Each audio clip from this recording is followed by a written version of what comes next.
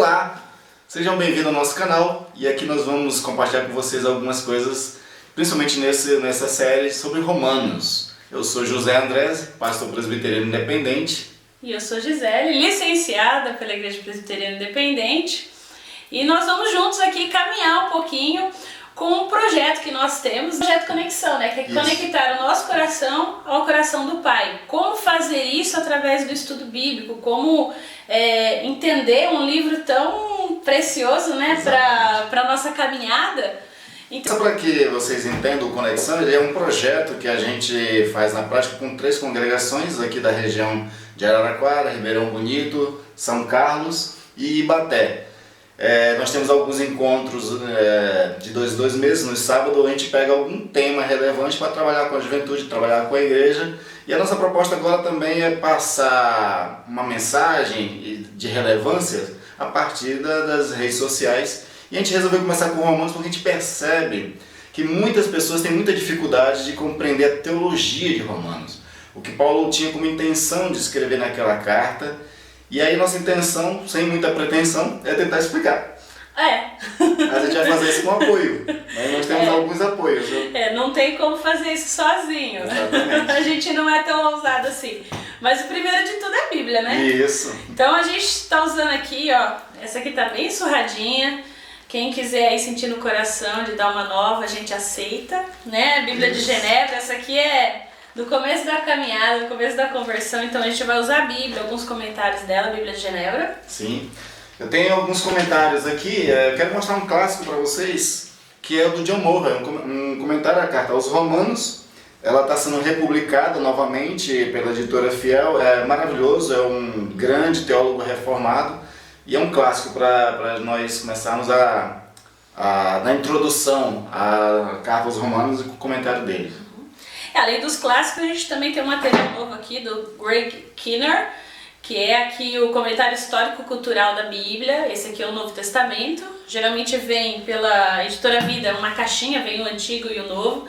Então é bem legal no que diz respeito à história, às tradições, porquê de algumas coisas. Então ele traz algumas explicações bem interessantes. Então é um material novo que tem aí há pouco tempo que vale a pena o investimento. Desse mesmo autor ele já tem um comentário aos Romanos que foi publicado atualmente também. Eu quero trazer outro clássico para você, que é o John Stott. Não dá para poder a gente falar alguma coisa sem falar de John Stott por ser também um grande referencial. Mas se a gente pensar em grandes autores... Karl Barth.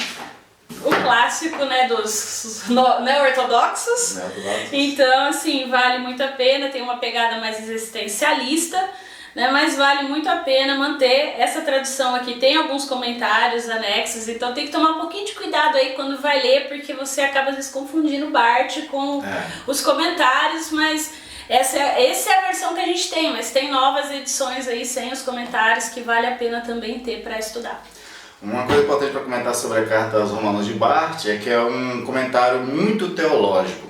Existia até uma certa intriga entre os acadêmicos neo-ortodoxos, que Bultmann acusava de Barth de não ser exegeta e Barth acusava Bultmann de não ser teológico. Então esse comentário é muito mais teológico, muito profundo, e aqui é que está toda a síntese da neo-ortodoxia, inclusive, não é? A grande defesa que para mim a neo-ortodoxia é muito fundamental para a história do cristianismo, porque ela foi o principal embate contra o liberalismo do final do século XIX. Ainda tem também a outra carta aos Romanos aqui, do Granfield, eu acho que é assim que... Crafield, é assim que se pronuncia, né? Também um excelente comentário, também tem sido bastante comentado, ele virou referência bastante também, então a gente também está se fundamentando neles. Então são alguns comentários que a gente se fundamenta. E tem um clássico que a gente não tem impresso, mas se você sentir no coração, que é João Calvino, comentando a carta aos Romanos. A gente só tem PDF, então assim, não tem como a gente fugir de Calvino, claro. Mas a gente faz as consultas aqui ainda virtuais a Calvino, então assim, esse também é um dos textos e um dos autores que a gente não podia deixar de fora. Para você que não conhece a Igreja Presbiteriana Independente, da qual nós somos membros e pastores, é uma igreja fundamentada no calvinismo. Nós temos como confissão primária a confissão de fé de Westminster, então toda a nossa visão aqui vai ser, claro, permeada desse ponto de vista reformado, calvinista. A gente vai ser também, de vez em quando, sincero para poder abordar alguma coisa fora disso quando a gente vê coerência. Né? Então, é só para você ter uma ideia de qual é a base principal do que a nossa ideia aqui, talvez você fale assim, mas o que vocês vão trazer de novo? Né? Na verdade, o que a gente quer é causar um questionamento, um pensar. A gente não tem aqui a pretensão de dizer que apenas nós somos aqueles que pensam corretamente. Longe disso, né? Estamos aí abertos a críticas, sugestões, desde que isso seja feito com respeito, né? Que seja algo importante a gente pensar antes de tudo as pessoas do que as ideias. E, enfim, a nossa ideia é fazer pensar, refletir. E daquilo que for possível a gente vai tirar de dúvidas, né, sobre o que tem ali, que Paulo tanto escreve com tanta importância para essa que virou para nós uma das maiores cartas dele que ele escreveu. Né? Tirar dúvidas e no Conexão a gente tem uma mania, né? Colocar mais dúvidas na cabeça das pessoas. Nós gostamos muito de todos os encontros de conexão. Se você não foi, quando tiver a gente vai estar comunicando por aqui. A gente tem esse hábito de colocar dúvidas, de fazer as pessoas pensarem sobre aquilo que está se falando. E não descer para você, para goela abaixo, alguma coisa já formatada. Essa não é a nossa intenção. E a nossa intenção teológica também é isso, é pensar a nossa fé, né, a partir da perspectiva bíblica.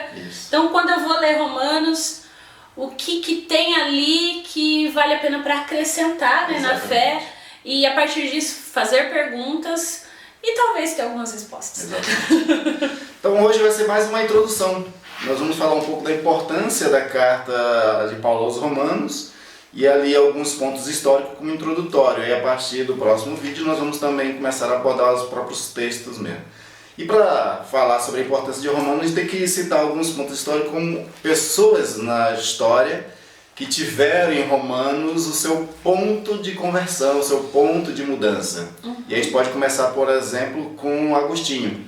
Agostinho, que ao contrário do que muitas pessoas dizem que ele era um devasso, né? Muito... Aí um tempo ele foi, né? Antes da conversão. Pois é, mas aí é que tem a questão da leitura leiga sobre Agostinho. Porque Agostinho, na verdade, assim, ele gostava de viver uma vida muito libertinada, né? Com libertinagem, mas ele viveu uma libertinagem no ponto sexual com uma mulher só, que era uma concubina. Ele era um homem que tinha uma concubina, foi fiel à concubina dele. Né? Um ponto importante na história do Agostinho foi quando ele, por exemplo, queria buscar uma filosofia superior. Ele era um homem da retórica, ele era professor de retórica, ele gostava da filosofia, ele teve acesso a Platão a partir dos escritos de Plotino. E nessa busca de uma filosofia superior ele começou a se voltar a sua leitura para a Bíblia Sagrada. Só que ele encontrava muito ponto de divergência porque ele era um maniqueu. E aí nessa luta interna e de compreensão entre aquilo que se dizia da fé cristã e o maniqueísmo, ele não batia. Parou. O que é maniqueísmo? Maniqueísmo é uma visão bem platônica daquela questão dualista, né, entre que você tem o bem e o mal sempre em conflito. Né? E o bem está sempre de uma ordem superior e o mal está sempre permeado aqui da natureza. Uma coisa terrena, né? Tudo terreno, tudo que é físico é mal, o homem é mal, o corpo é mal, tudo é mal.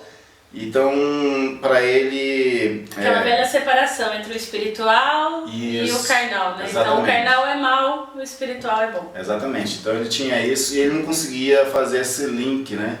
Só que nessa busca da sabedoria superior, da filosofia superior, ele começa a ter leituras das Sagradas Escrituras.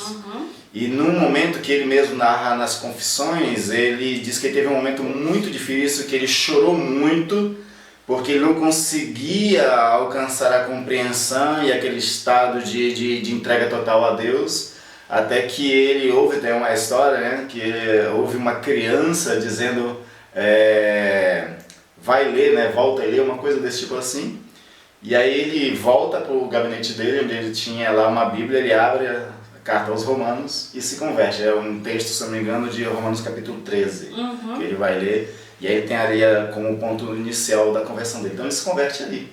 Né? Sim. Mas teve também Lutero. Lutero, lendo Romanos 8, né? Um pouquinho antes, né? Tá lá nos estudos dele, todo preocupado lá, e aquela velha luta que ele tinha, né, dentro de si mesmo, contra os seus pecados, as suas vontades, a ponto de se confessar inúmeras vezes no mesmo dia, né, até um ponto de o superior dele falar assim, só me vem aqui quando tiver um pecado de verdade, né? Tipo, você vai matar alguém, né?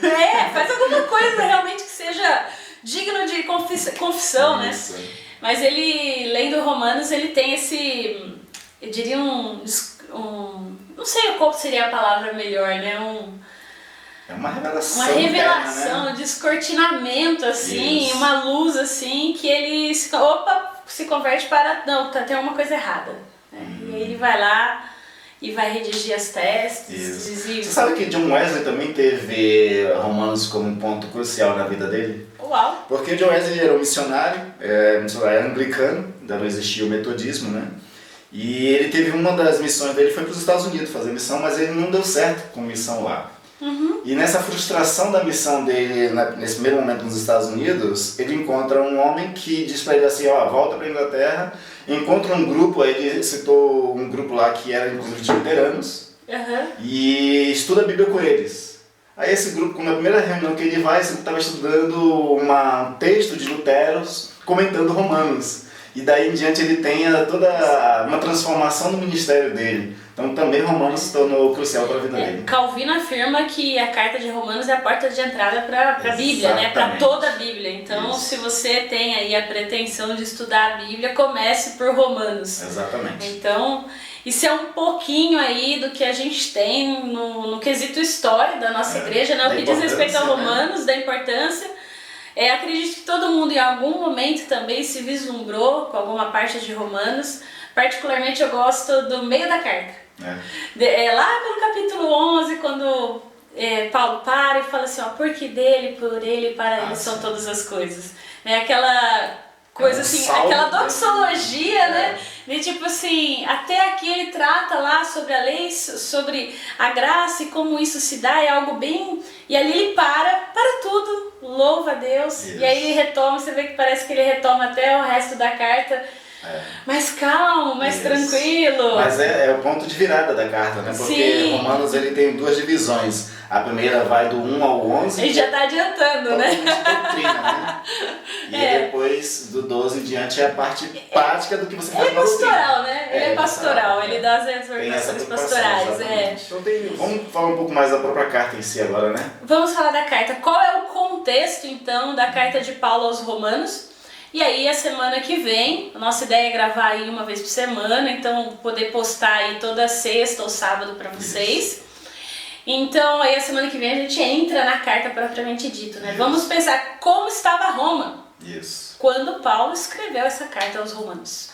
Em Atos dos Apóstolos aparece uma parte histórica da igreja de Roma que estava tendo um problema sério lá. E o imperador se incomoda com as notícias do que estava acontecendo e estavam acusando judeus cristãos de fazer bagunça. Então, trabalhando a ordem. Exatamente isso. Estava trazendo desordem, né, social, alguma coisa, pelas questões políticas que eles abordavam. E aí expulsam, né, Cláudio, o imperador desse período. Isso é 43, mais ou menos? Não, 49. 49. Foi em 49 que o decreto foi assinado. Isso. Né? Em 49 o decreto é assinado, e aí são expulsos, aí você vê Priscila e Áquila sendo expulsos, tendo que sair de lá, né? Porque eles eram judeus, né? E aí, então eles são expulsos daquela região. Aí acontece uma coisa interessante, que quando o Cláudio morre, o novo imperador não renova o decreto. Né? Isso vai acontecer no ano 51, mais ou menos. 54, por aí. 54, né? Quando ele morre. Aí... Os judeus voltam. Aí os judeus voltam. Só que aí chega lá a igreja de Roma, não tinha mais tanto judeu. Não tinha mais tanto judeu. Tinha gentil. Mas é gentil. E aí começa de novo aquela velha briga entre judaizantes e gentios. E começa a velha briga. E é interessante que lá no final de Atos, quando Paulo está em Roma já, e ele vai pregar sobre a fé em Jesus Cristo, tem uma hora, você leu de novo com os judeus. Uma parte acredita, outra parte não acredita. E aí o que tem que fazer, o que não tem que fazer, né? Isso tem até concílios para definir isso, né? Isso vai ser a luta sempre de Paulo. Na maioria das cartas de Paulo ele vai ter esse embate direto com os judeus. Paulo e esses judeus que vêm atrás sempre tentando trazer a lei à tona de volta, né? Os chamados judaizantes, né? Quase toda a carta, né? É o grupinho do contra de Paulo, né? Exatamente. Então, onde ele estava, depois esses caras apareciam atrás.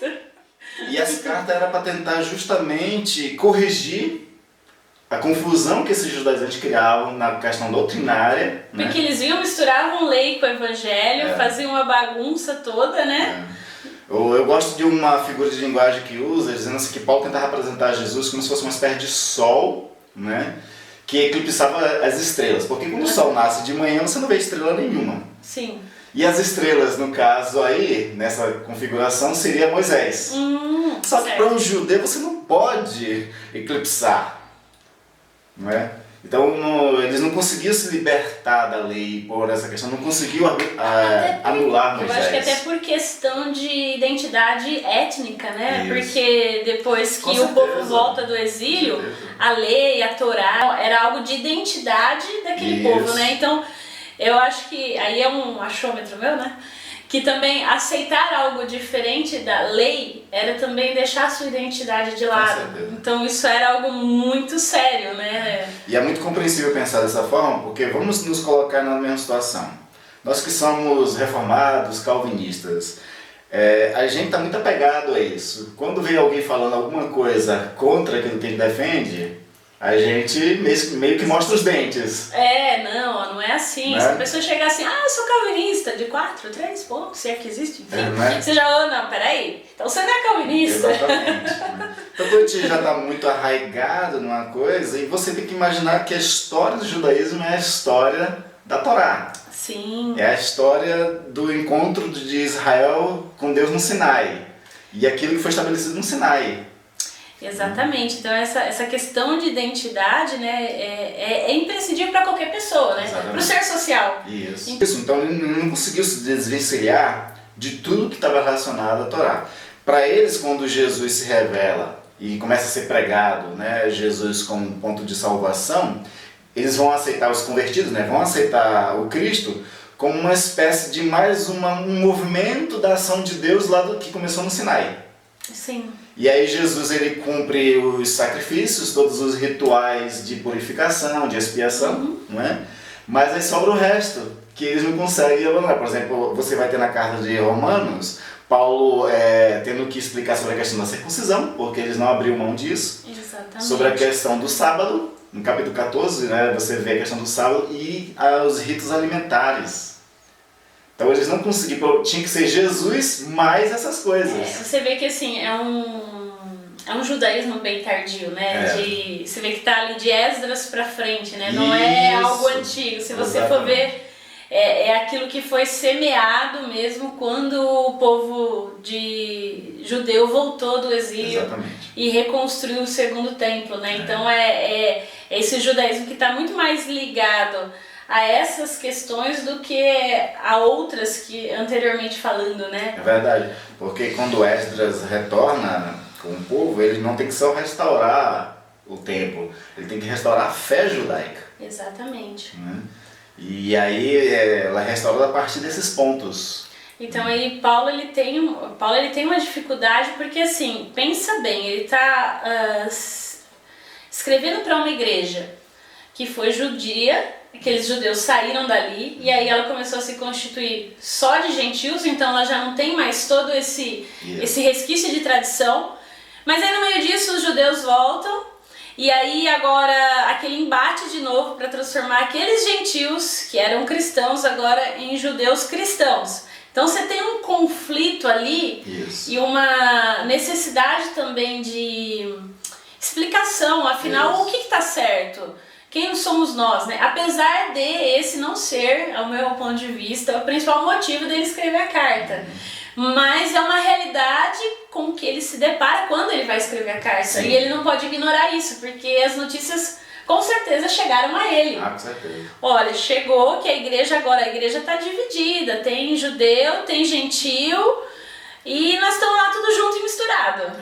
Uma das formas de a gente ler uma carta, né, tanto de Paulo como dos outros apóstolos, é através de uma interpretação que a gente chama figuradamente de leitura de telefone. Né? Digamos que alguém está falando contigo ao telefone, eu não estou ouvindo a outra pessoa, mas te ouço. Certo. Eu vou julgar toda a conversa a partir daquilo que eu ouço de você. Exato. Então quando a gente lê Paulo, a gente está ouvindo Paulo na conversa com o povo de Romanos. Só que a gente não sabe o que Romanos está falando. A gente vai deduzir tudo a partir do que a gente ouve de Paulo. Né? Então a gente entende que como se fosse Paulo respondendo aos conflitos que estavam presentes na igreja de Roma. Ou que ele ouviu por notícias, ou alguém que chegou de Roma e trouxe notícias. Lembrando que naquela época não é que nem hoje, né? Não tinha como mandar um zap lá de Roma para ele. Exatamente. Mas aqueles que chegavam de Roma e ele sabendo que ele queria ir para lá, ele na cabeça dele também desenhou um cenário, né? Como nós estamos fazendo aqui, né? A gente está pegando as informações desse período histórico e colocando assim o que provavelmente, a partir desses dados, parece ser aquela realidade. Né? Então a gente não tem aqui pretensão de também bater o martelo e é isso, acabou. Exatamente. Né? Então não é isso. A gente está lendo a partir daquilo que a gente entende, daquilo que a gente estudou, daquilo que a gente... dos nossos materiais de apoio. Agora, né? além de Paulo tentar responder a esses conflitos que estavam acontecendo na igreja de Roma, qual seria outro conflito que estivesse acontecendo? Aliás, não um conflito, mas qual seria outro motivo que Paulo estaria escrevendo a carta? Bom, um dos motivos, e aí eu falo pelas minhas leituras, é que Paulo precisava de apoio. E ele tinha planos de ir para a Espanha. E para ir para a Espanha precisava passar por Roma. E a gente sabe que Paulo tinha esse ministério aí missionário, né, de levar a igreja aos gentios. E ele tinha essa necessidade, assim como ele teve o apoio da igreja de Filipe para ir para Macedônia, né? Ele ali espera que também a igreja de Roma o apoie para chegar à Espanha. Então, assim, ele tem que apresentar para essa igreja, digamos, hoje a gente diria um projeto. Isso.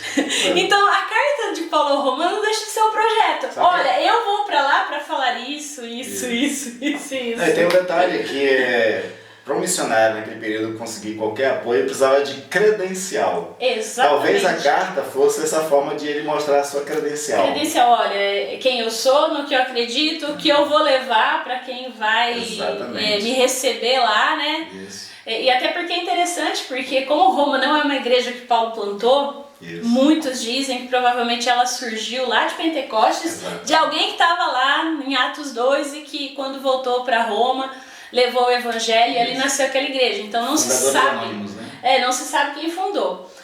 Então ele também tem que, eu acho que dentro de tudo isso, Paulo tem muito isso, né? Ele tem que se defender, ele tem que criar essas credenciais. Mas é interessante que você vê no final da carta que ele conhece quem está na igreja de Roma. Então por isso que assim, eu parto do pressuposto que seja mais um projeto daquilo que ele pretende. Olha, o que essa é a forma como nós acreditamos, tanto vocês como eu, porque ele se inclui, ele sempre escreve na terceira pessoa do plural, ou na primeira pessoa do plural. O português está lindo, né? Inclui, ou seja, nós acreditamos dessa forma, eu vejo assim um desenvolvimento. Eu acho que a pretensão dele não é trabalhar esse conflito que existia entre judeus e gentios, mas ele não pode ignorar esse conflito. Né? E aí esse conflito ele é abordado para justificar, porque também o evangelho teria que ser pregado àqueles que são gentios, aqueles que estão fora de Roma. E graças ao fato de ele não ter ignorado essa questão e abordado, que para nós sobrou um legado de uma das melhores construções sistemáticas sobre a salvação em Cristo. Exatamente. Tem quem defenda que é uma teologia sistemática. E tem um outro detalhe importante ainda nessa questão de ele querer apoio, porque na carta, eu acho que é capítulo 15, ele vai dizer que a missão dele na região por onde ele já fez missões já estava cumprida e não tinha mais espaço. Exatamente. Né? Como ele era missionário, ele preferia viver as aventuras missionárias do que ficar pastoreando um lugar somente.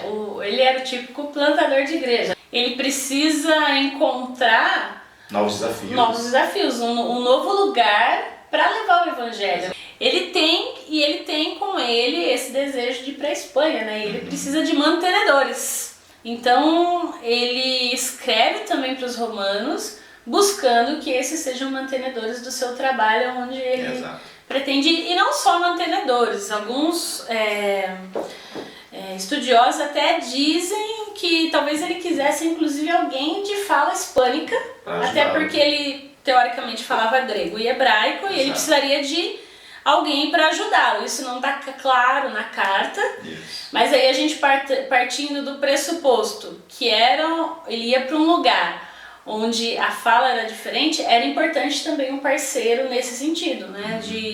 Da língua, para poder realmente adentrar onde ele fosse e pudesse ser ouvido. Isso, exatamente. Não tem essa história e nenhum relato se ele chegou à Espanha, mas tem relatos de que na carta ele dizia que queria conhecer Roma. E ele vai conhecer Roma, só que numa situação difícil.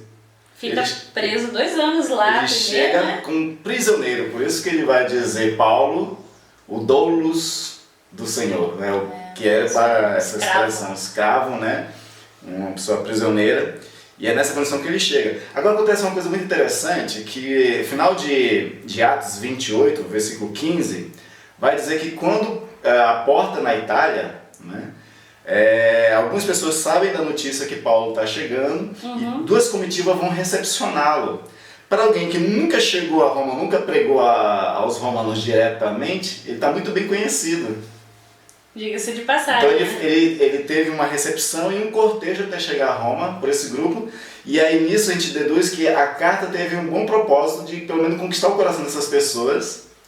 Pelo menos a ideia inicial acho que foi atingida, exato, né? Alcançou a graça deles de uma certa forma, e aí essas pessoas vêm recebê-lo, e assim em si vai poder conhecer Roma numa situação um pouco difícil. Mas não tão difícil porque, apesar de que ele era um prisioneiro, mas ele podia morar na casa dele mesmo, né? Foram 2 anos, na prisão domiciliar. E aí negócio de prisão domiciliar já existia desde Paulo. Exatamente. É privilegiação política brasileira. E aí a tradição diz depois que ele morreu em Roma, né? Mas aí é o que nós temos pra você hoje. É isso, espero que você tenha gostado. Dá um like aí. Compartilha, vai estar, né? A gente sempre vai postar no nosso YouTube e também depois na página do Conexão. Então assim, não deixe de entrar lá, de curtir, de ver as fotos dos nossos eventos, né? O Conexão é um evento, né, que a gente realiza, e a nossa ideia é fazer com que esses pequenos vídeos possam ligar também você ao coração do Pai, como a gente faz nesses eventos. Essa é a nossa proposta. A partir do próximo vídeo a gente vai começar a entrar na carta. Não vai ser versículo por versículo, nós vamos pegar temas centrais e assim ir abordando, esclarecendo as principais dúvidas. Se você tiver alguma dúvida, você pode escrever também nos comentários e a gente vai tentar tirar. Valeu e até a próxima.